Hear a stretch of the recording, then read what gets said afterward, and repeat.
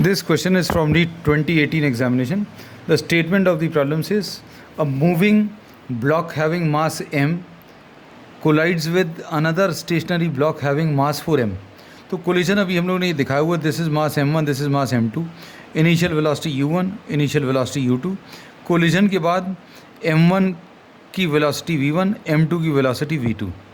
अब इसमें इन्होंने क्या बोला है स्टार्टिंग में, a moving block having mass m.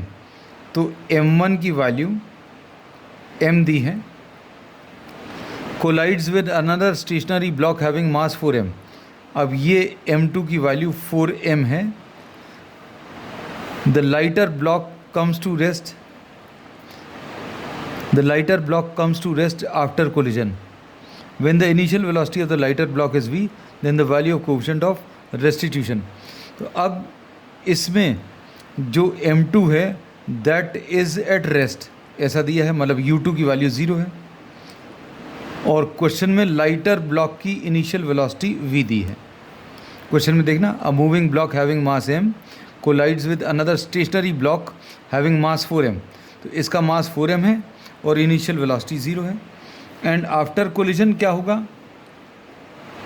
After collision the lighter block comes to rest, मतलब v1 की वैल्यू 0 हो जाएगी. And initial velocity of the lighter block this is given. अब final velocity of the heavier block ये निकालना है. अब इसमें अभी हम लोग क्या यूज़ करेंगे, law of conservation of momentum. ये क्या बोलता है, m1 u1 plus m2 u2 is equal to m1 v1 plus m2 v2. अब ये लाइटर ब्लॉक का मास m है, वेलोसिटी v है. अब ये एक हेवी ऑब्जेक्ट से टकरा रहा है जिसका मास 4m है और ये रेस्ट पर है.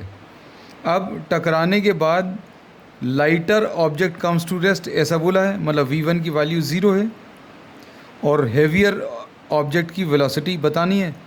तो अब ये कितना आ जाएगा, m इंटू वी, ये 0 is equal to 4m into v2.